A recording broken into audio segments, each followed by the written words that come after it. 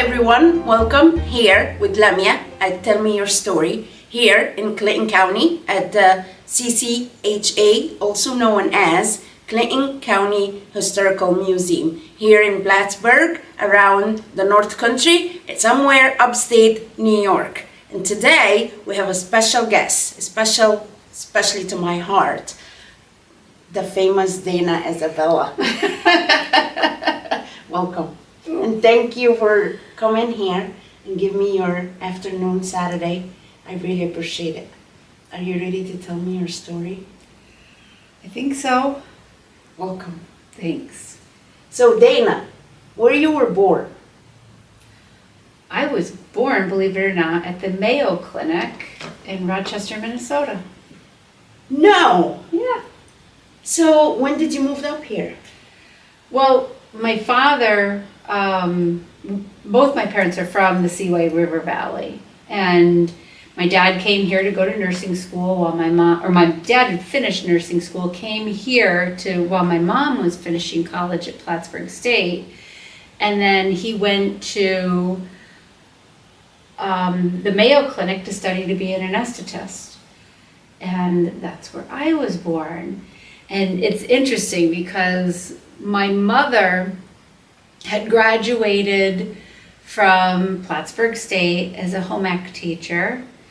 And so this would have been 1964, because I was born in a big snowstorm in March of '65. And she took a teaching job out in Rochester, Minnesota, and she didn't know she was pregnant. She got there, she found out she was pregnant, and she told them, and she was the first female teacher they ever allowed to continue teaching while she was pregnant. At that time, in the mid-60s, teachers were sent home and not allowed to be pregnant and teach at the same time. And she was sent home? No, they kept her. She was the first teacher they ever had that they allowed to teach while she was pregnant. What is your mother in your life? My mother. That is, that answer depends on what decade or phase of my life you were talking about. Today, she is my inspiration. She's 82 years old, and my parents have been married since 1963, and still married, still happy, and I just look at her as that role model for how to live. Now, as a teenager, maybe not so. It really wasn't until I became a mom that there was a level playing field that I felt like, oh, I get it. And, our relationship changed at that point. Right after you have a child? Yeah. That's when you realize why she did that. And my mom's the oldest of 10. And her mom died of cancer when the youngest ones were still young, and she was forced into a parenting type of role on a farm, and a lot of that responsibility. So I think parenthood, while it's the greatest gift, and she loved, us, I think being a mom always was one of those things that made her feel a little bit insecure and off kilter. Do you believe in love? Of course, you're all about love. Sure. I know that. Oh, I'm safe to say that because I believe it and I know that about you. yeah. But do you think romantic love? Can you love more than one time? Can I love someone what? More than one time? Can someone love more than one time in a Oh, lifetime? absolutely. I really, absolutely. And the same deep love and... Yeah, I absolutely, I believe that, and I think, the other side sometimes of love that fails is regret, but we get that opportunity to learn from that and be a different kind of partner. I know I'm a different partner in my second marriage than I was in my first marriage, and some of that comes with age and maturity, and some of it comes with deflation of ego. But yeah, I believe that. What's your biggest regret? Whew. I'm honestly not really sure. I mean, as I'm aging, I feel like there are things that I do regret, like time is kind of running out, running down. Things that I would have liked to have done, but I need more time. I mean, I would have loved 3 careers, that type of thing. And I'd love to travel more. And I would love for our family to not be spread all over the country, basically. But I've learned through my own life experiences that regret is something that actually, like I said, motivates change. I just, like I said, my biggest regret is time, I guess. Do you have fear, Dana? Yes. What's your biggest fear? I do have fear. Sometimes, there are little things like not measuring up, not doing enough. Those are like little everyday fears. But I will have to say I'm not a person that's run by fear. I have a tremendous amount of faith. And, with that faith, fear kind of gets quashed. I just need to remember that I'm right where I'm supposed to be and to do the next right thing. And what other people think is probably none of my business. And those, that kind of fear is the kind of thing that really more today is something that bothers me. So the reason we're doing this is to show people that you're a successful woman, mm-hmm. and people know of you're Rotarian, and the reason we're doing all that, I'm really invested in it, is to show that leaders also have fear and have trauma and went through all that. They don't just wake up in the morning and they're just such a leader in the community and they could take care of things. So have you had trauma in your life? One day where you woke up, something happened, someone passed, something like that you woke up and you're not the same person forever.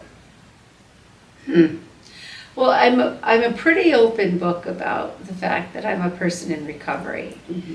And so I have the life before June 18th of 2010, and I have life after June 18th of 2010.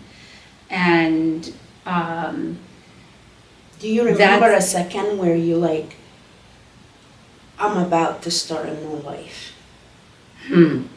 Well, it's a process, and I've had a couple of places in my life that I've had to start over. Mm-hmm. One was leaving Florida and coming here to resettle again with a 7-year-old in tow and leaving his dad in Florida.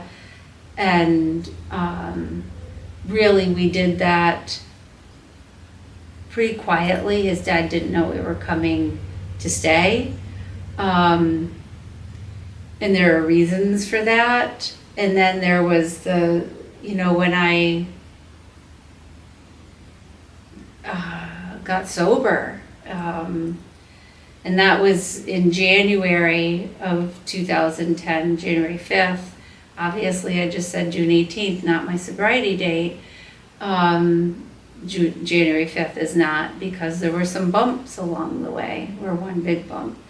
And, but I do not regret my past. I mean, anyone listening to this who knows anything about recovery would know I do not regret my past nor wish to shut the door on it. I believe that my darkest days are my greatest assets, because they are what I have the opportunity to learn from, and to do better. Once you know better, you do better. So you're bringing a great point here for people who's trying to get sober, to work on themselves, that you could fail and try again. Oh, absolutely. Absolutely. Hopefully you can. Many people don't make it back. Yeah. You know, and that's, you know, I remember when on June 18th, after I had been out drinking for about 2 weeks, said, you know, enough is enough, and asked for help again. And I can remember people telling me, we're just glad you made it back. Now stay, because a lot of people don't.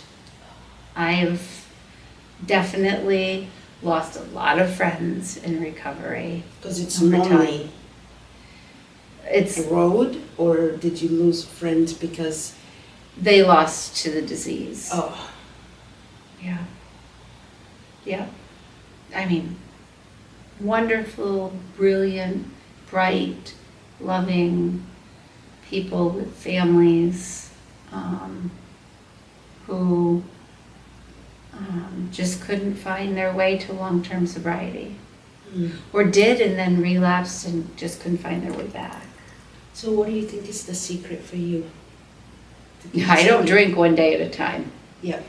I do not drink one day at a time. I start my morning with, before I even open my eyes, I plug in and ask God to get in my head before I do. And I, you know, really, I've been taught through the program how to live free. It's not just about not drinking. You know, it's how do we manage life on life's terms. Do you think that people can get up in the morning and change their life? Sure, absolutely. And be a complete different person? And you know what? You don't even have to get up in the morning. You can start your day over at any time. You know? Yeah. I think that it takes a lot of self-awareness. It takes a lot, for me, it was all about ego and finding another path. It was you know, and when I don't let my ego and that fear run me, I'm fine. I'm good. So what makes Dana keep going every day in life, every day, and be the person, the great person you are, the leader you are? What's the secret? How do you work on your mental health and get it done every day? I choose joy. I choose joy. You know, and I have to get up and plug in first thing in the morning, and at the end of the day, put my head on the pillow, to plug back in and say, okay, let's talk about the day. Let's look at it, and let's see where I can do better tomorrow. One thing I heard you say over and over and over is like how you are about love. So tell us, like, how do you run on love? It's about, for me, that's about, so there's this thing in the fellowship or in the big book where you always are looking for what God's will is for you. And to me, God is love. So somewhere along the way, it just hit me. It's about being patient and kind and accepting. And when I can't be totally accepting, being tolerant. Because the God of my understanding, that has been what's happened to me my whole life, is even when I was not tuned in, my higher power, my God, has been loving and patient, oh so patient, and kind and accepting. And, you know, I believe in the universe. I believe in, you know, that there's signs if you're paying attention. You know, I just staying aware of what's going on around me, all of that is, you know, I have to stay plugged in and not distracted by everything in life. Did Dana ever get hurt bad? Sure, absolutely. Like hurt where you like crying, hurt from someone or in life, or you wish that never happened to you? Like any kind of hurt, someone, any kind of hurt. Oh, absolutely. I would say the end of my first marriage was Hurt you. very hurtful.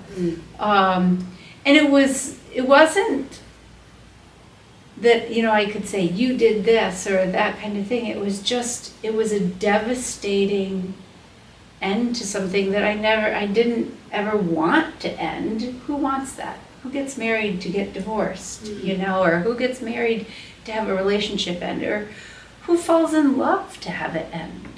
You know, of course, that comes with hurt. Without a doubt, you know, but I had, you know, a lot of support around me, and I needed that in order to pick myself back up again and move forward. I always remember you with love. Like you, the biggest, like you sit with you and you like everything is lovable, and even if someone is upset, and I'm saying that on witness, and I hope you're okay with me saying stuff about you behind the scene, that you just make the big problems seems like we're gonna love each other. Like everything goes down to just love. How do you adapt that so much in you that you're in peace, even with death? We talked about that before, me and you. Yeah. I think it starts with a deep, deep understanding that all is well. And I can't direct what well is. You know? It's, you know, death is, I will have to say, it's something to fear, but I really do not fear it. You know, my parents are both 82. My son is getting ready to turn 35. My little sweet pea turned a year old today. And, you know, there's lots of stuff that I could be afraid of that it might happen. But I really choose to celebrate life rather than be worried about what's going to happen to it at the end. You know, I've always said I have this I was born with a positive attitude. And I hope that when I'm faced with some tragedy, that I'm able to still have this same kind of space. I think you're one of the I don't remember anyone else who's ready for anything that life brings at them. Like they think about it and they're ready for it. How do you do that? Because I can't control that stuff. I can't control life. Can you? No. Come on, Lamiaa. Come on. I can control my mind. You know, but I can't control any of it. You know, so I just have to be in a space of acceptance that whatever is going to happen is what's going to happen. What do you think of mental health these days? Do you think we're doing enough? I honestly do not have answers when it comes to mental health. I really, really don't. I do have I have all these like little mini philosophies, like if both parents didn't have to work outside of the house and work 2 and 3 jobs, maybe our children would be a little bit more settled and happy. And you know, that's a big one for me. I was fortunate enough to have a mom that stayed home. My dad was very, very busy. But I had a mom that stayed home until I was middle school, high school, somewhere in there, middle school. You know, I'm fortunate that I had that, and I feel like kids kind of need that, you know? So, you know, I don't have solutions, honestly, for mental health. I think we've stretched too far away from some understanding of something bigger than ourselves, and, you know, we're very me-oriented. And I'll tell you, if I'm me-oriented, I'm not happy. Oh. You know, I am not. It's all about me. With you, Dana. I know. Did you have sibling? You have sibling? I do. I have a brother who's 3 years younger than me, who, you want to talk about regret, he's retired. And I'm probably, I don't know if I'm ever financially going to be the same kind of retired he's going to retire, or his retirement has been. And then, you know, it's interesting growing up. I told you my mom was the youngest of 10. And when I was around 7 and my brother was 4, 3 of her siblings moved in. So I went from being the oldest to the middle. And the youngest of those 10, who at the time was probably running pretty feral on the farm, you know, he became like not the youngest anymore and in this pack. And so it was, I thought it was a great time. You know, I think for some of them, they were, you know, these were kids who were young adults who were struggling. With him? With those 3? How about your brother? With my brother, I have a good relationship with him today. When we were children, it was cranky. He didn't like being born second. And so, you know, he's always been one of those competitive overachievers, and I was kind of like, yeah, let's all get along. And yet, you know, if a fight was going to happen, we were going to fight. Did you ever dance in the rain, for real? I will have to say probably not intentionally. Not intentionally. It is something that, you know, I mean, I don't want to say, don't we all dream of, like, just going in the backyard and putting your hands up and just dancing in the rain? Yeah. But not yet, I don't think. Not intentionally. Not intentionally. How is love for you right now? Love is good. Romantic love. Love is good. You know, it's funny, you use that term romantic love, and I think there's something that, for me, that that doesn't resonate with me real well. For me, love is loving people even when you don't like them. You know, I think romance comes and goes. It's fleeting, and it can come and go in marriages or in relationships, but I am, that's not the kind of love that I have or can maintain. So how about your love with the partner? Do you feel like, when did you feel like, oh, he's the one, I'm gonna marry this guy? Oh, before he knew it. Before he knew it. Did you direct the whole thing? Maybe a little bit. Okay, all right. Yeah, maybe a little bit. But yeah, I knew right away. Just had to wait a little bit. I'm not very good about waiting. You're not. You gotta get it done. Yeah. Yeah. But I waited a little bit. What's your granddaughter means to you? Oh, she's my little sweet pea. It's the coolest thing to see the next generation, right? Didn't try it yet. Oh, it is. There's really nothing like it, and I'm very obviously probably biased, but she's beautiful, and she's smart, and she's so.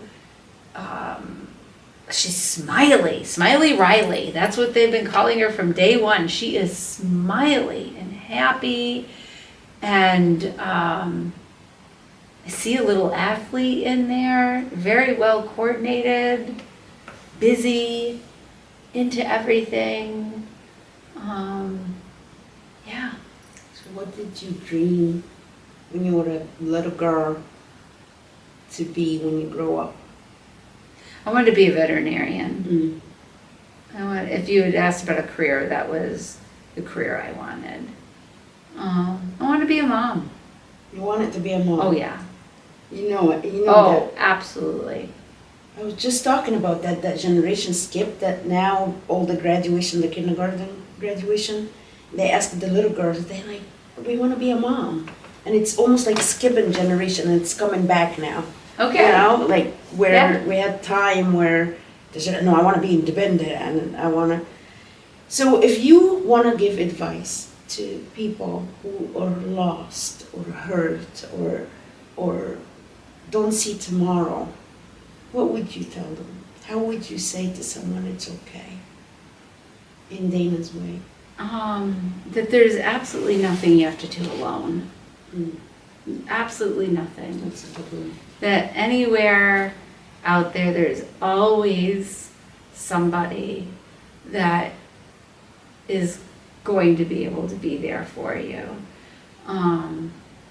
Whether it's through self-help, and that's, for substance use, or mental health, or even, tragedies in life. Like, You as Dana, yeah. how would you tell someone to just keep going in your own world? I would tell them to go out and be of service to someone, to not be afraid to ask for help, to know that you never have to be alone, that there's always a community somewhere that's going to support you. I think that has been true in my life, regardless of where I've been. So how long have you been here in upstate New York? I moved back here in '98. Yeah. How do you like it? Oh, I wouldn't want to be anywhere else. I wouldn't want to be anywhere else. I had my 10 years of living in Southwest Florida, and I choose not to repeat that. And I wouldn't want to be anywhere else. I think So this is where I want to age in place here. This is where I want to be. I'll go away for maybe a few months here and there. I want to travel. So growing up, did you have it good, or you struggle, or I thought I had it great. did you? You had a Yeah. great childhood. Okay. I had a fabulous childhood.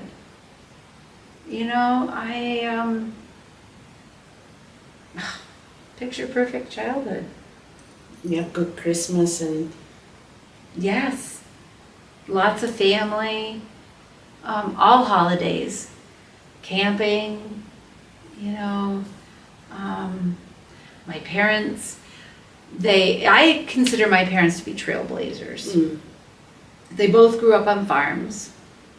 My dad was going to go to Cornell to be an ag teacher, because that's what you do when you're a future farmer of America, right?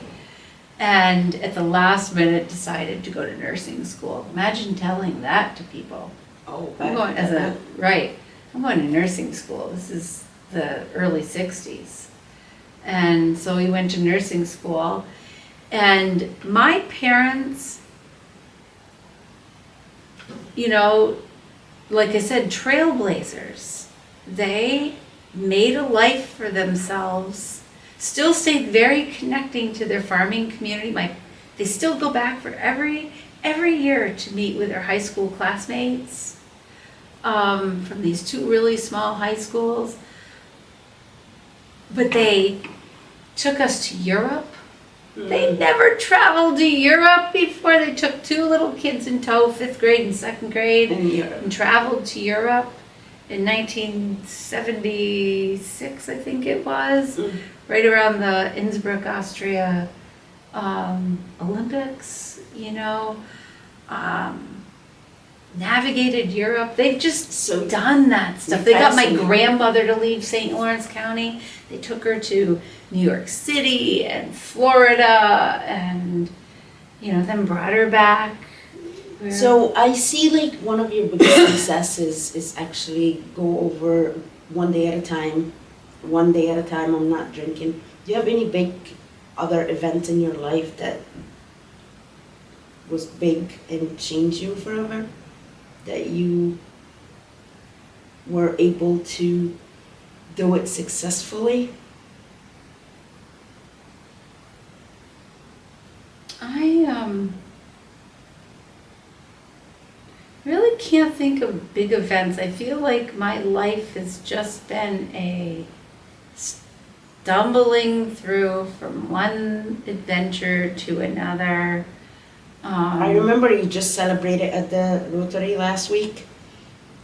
Yeah. 2 events. And that's where I'm trying to get out of out of you. So I forgot about that other one. So people can learn that everything is possible. Yeah. Yeah, June is that month that I never really realized it's just become a month of transformation for me. Mm-hmm.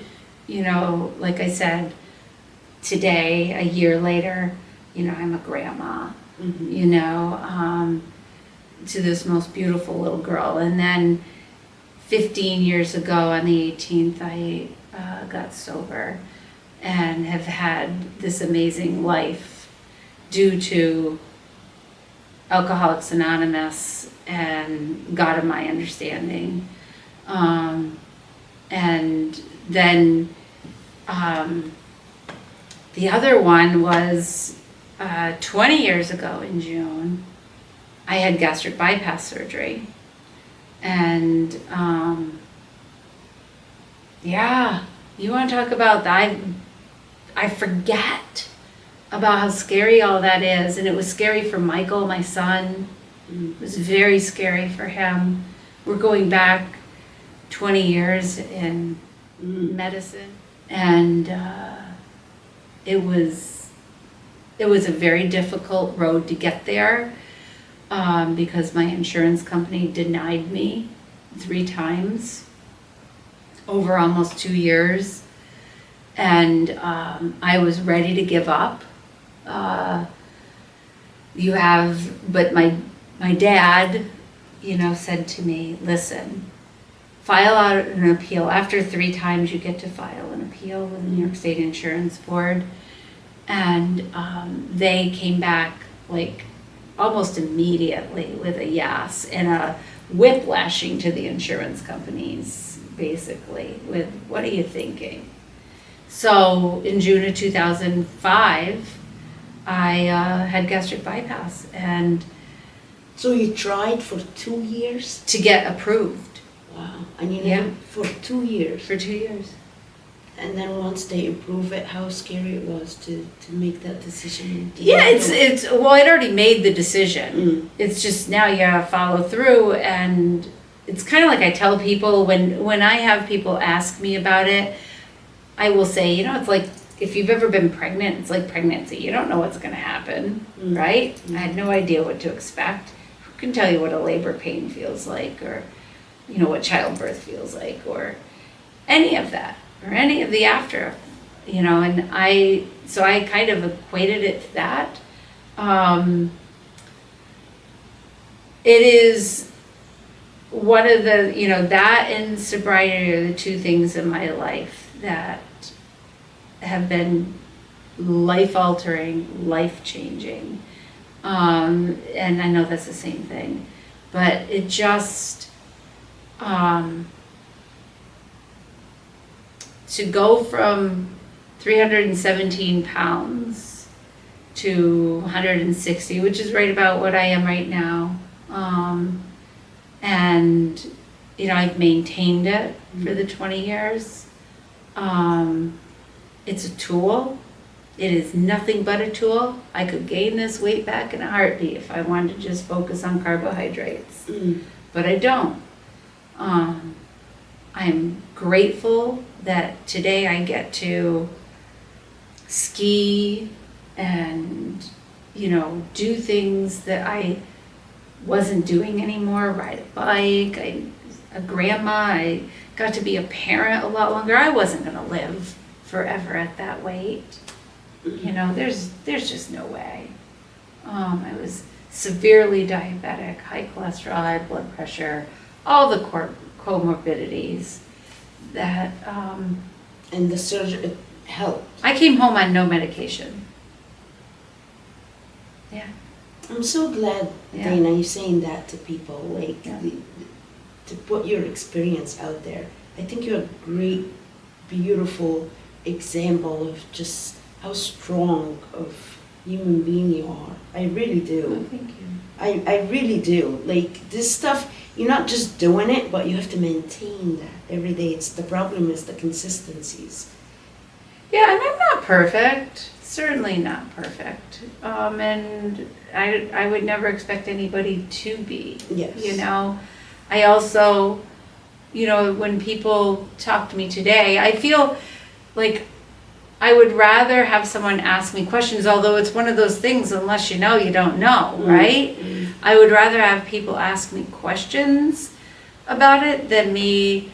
There's been oftentimes I've wanted to say to somebody, have you ever thought of, it changed my life, you know?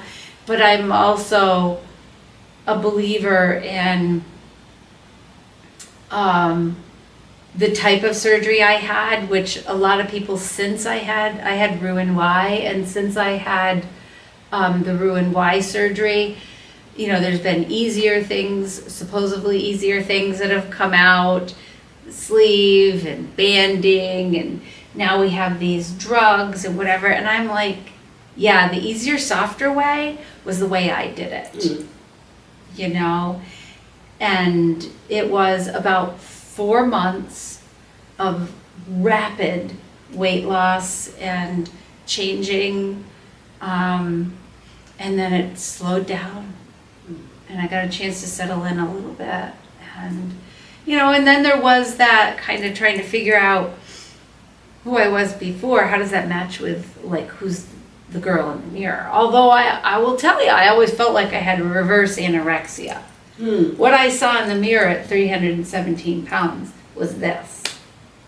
I didn't see that. You know, it's like almost the reverse. Today I don't even like, honestly, I don't really like to look at the pictures even, because it's like, now I see that, like, where before I just didn't. You know, I was like, I'm fine, I'm good, you know, I can carry this child around, I can drag luggage around, and I'm strong, and yeah, it wasn't. My body was giving out, my joints were giving out, I was exhausted all the time. Diabetes was really a big deal. And how's now? I'm free of diabetes, I have been, for 20 years. And Said, you think hey, it's listen, I want to talk to you about something. Let's talk about gastric bypass. And I can remember, like, I don't know if I actually did it, but in my head, I flew off that table, but I do remember saying, I am not that fat, you know? And I can remember arguing with him. What are you talking about? No. And he said, whoa, stop. I've been reading a lot about how they're doing it for diabetes management. And I was like, oh, well, we can talk about that, you know, but if you're talking about that I need to lose weight because I'm too heavy for this society, then no. But, oh yeah, we can talk about that if you want. And do you have a know? special diet now? No, I eat whatever I eat whatever I want to eat. I just have to, smaller portions, takes me longer to eat, as you well know. Lamiaa and I have lunches that are like 2.5 hours long, because it takes me 2.5 hours to eat what a normal I'm person. aware, but I eat slow too, so I appreciate that you eat Yeah. slow. Yeah, I really do. chew my food. I have to, take my time. And so, yeah, no. Then I can't tell you, I never have enough of you. I could just keep going with you forever, but someone is yelling at us and giving us the What signal. would that be? Yeah, so I can't thank you enough. Thank you. I wanted to ask you now and have a commitment with you right now to commit that we're going to do it again. It's going to be Okay. about certain subject. It won't be, but for now, I can't thank you enough, Dana. You are such an inspiration for all of us, and I am so happy I met you. So on that, Plattsburgh, Clinton County, New York, upstate New York, be ready so you can be next to tell me your story. Have a good night, everyone.